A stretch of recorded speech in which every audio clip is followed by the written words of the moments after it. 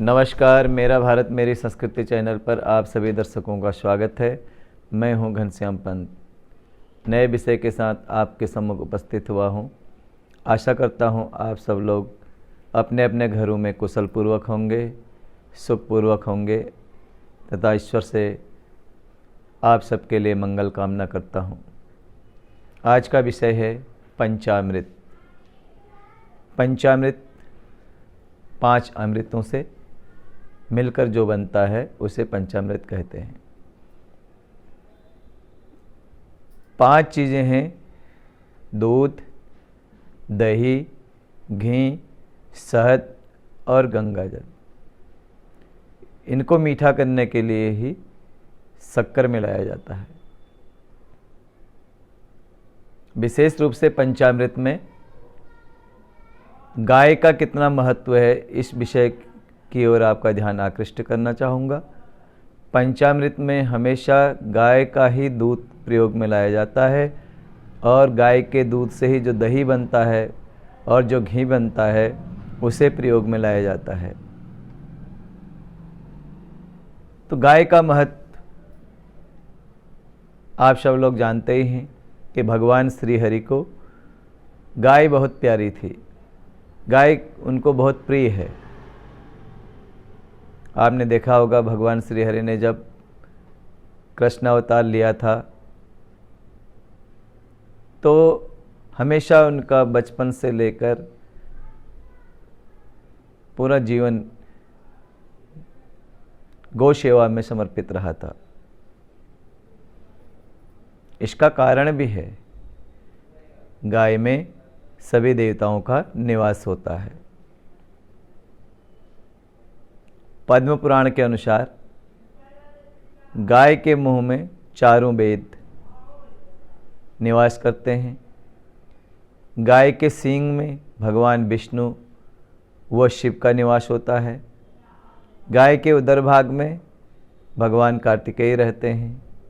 गाय के मस्तक में ब्रह्मा जी का निवास माना गया है और गाय के ललाट में भगवान रुद्र का निवास माना जाता है। गाय के सींग के अग्रभाग में इंद्रदेव का निवास माना जाता है। गाय के दोनों कानों में अश्विनी कुमार, आँख में सूर्य व चंद्रमा, गाय के दांतों में गरुड़ जी का निवास, गाय के जीभ में माता सरस्वती का निवास, गाय के अपान भाग यानी गुदा में तीर्थों का निवास माना जाता है। पीठ में यमराज और गाय के मूत्र में गंगा जैसी पावन नदियों का निवास माना जाता है। गाय के जो रोम हैं, बाल हैं, उनमें समस्त ऋषिगणों का निवास माना गया है। गाय के दाहिने पार्श्व में भगवान वरुण और कुबेर का निवास माना गया है। गाय के बाएं पार्श्व में यक्षों का निवास माना गया है। गाय के मुंह में गंधर्वों का निवास माना गया है। गाय के नाक में सर्पों का निवास माना गया है और गाय के खुरों में अप्सराओं का निवास माना गया है। यानी गाय का शरीर का कोई भी अंग ऐसा नहीं है जिसमें किसी न किसी देवता का निवास जरूर है। यानी पूरी गाय जो है देवमय है। इसीलिए हम गाय को माता भी कहते हैं और गाय की पूजा करते हैं। गोदान में भी गाय का प्रयोग किया जाता है।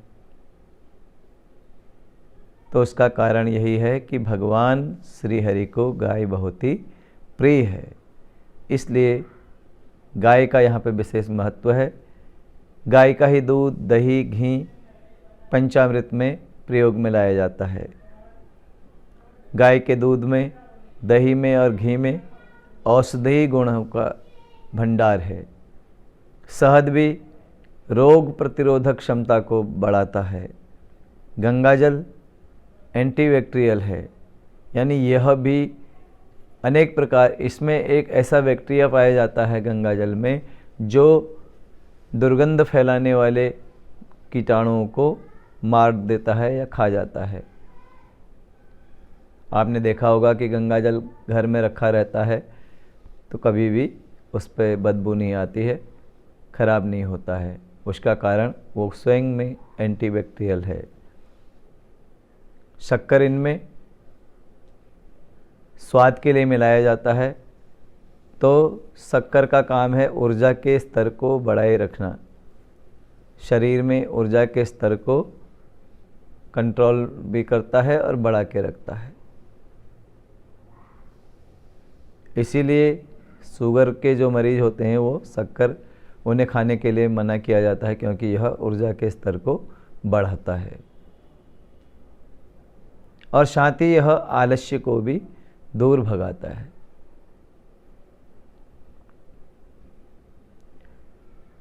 तो पांचों अमृत जो हैं, गाय का दूध, दही, घी, शहद और गंगा जल, ये सब मिला करके पंचामृत कहलाते हैं। यानी ये पांचों अमृत के समान हैं। इनमें औषधीय गुणों का भंडार है, रोग प्रतिरोधक क्षमता को बढ़ाते हैं, शरीर में ऊर्जा के स्तर को बढ़ाने में सहयोग करते हैं। विटामिन्स, प्रोटीन्स, मिनरल्स, तमाम चीज़ों से जिनसे शरीर को ताकत प्राप्त होती है, उनका इनमें भंडार होता है। इसलिए इन्हें अमृत की संज्ञा दी गई है, तो इसीलिए इन्हें पंचामृत कहा जाता है। विशेषकर पूजा पाठ में इसका इस्तेमाल होता है। और जब हम पांचों अमृतों से देवताओं को स्नान कराते हैं और उसके बाद स्नान कराने के बाद जो उनके चरणों से निकलता है, उसे चरणामृत के रूप में हम लोग ग्रहण करते हैं। और चरणामृत हमेशा दोनों ही हाथों से लिया जाता है। इसे कभी भी हाथ से नीचे नहीं गिराया जाता है। हमेशा पंचामृत को दोनों हाथों से लेना चाहिए और ध्यान रखना चाहिए कि यह नीचे ज़मीन पर ना गिरे, तभी इसका विशेष महत्व होता है और तभी यह हमें फलीभूत भी होता है और हमारे शरीर को लगता भी है।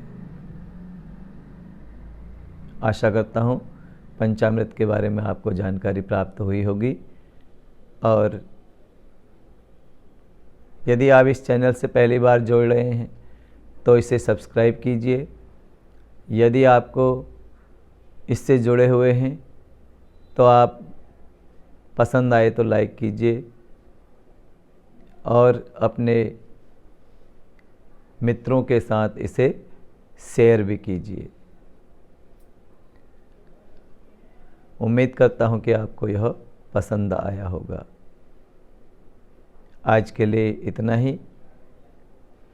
एक विशेष सूचना के अनुसार आप सबसे निवेदन है कि आप सब लोग फिर से जो भारत सरकार के द्वारा जो कोरोना के नियम हैं उनका अधिक से अधिक पालन करें और कोरोना को अपने से दूर भगाएं, क्योंकि कोरोना काल में हम सभी लोगों ने बहुत कष्ट प्राप्त किया है। इसलिए अब हमें दोबारा से उस स्थिति में नहीं जाना है, इसलिए कोरोना के नियमों का अधिक से अधिक पालन करें। आज के लिए इतना ही। नमस्कार, धन्यवाद।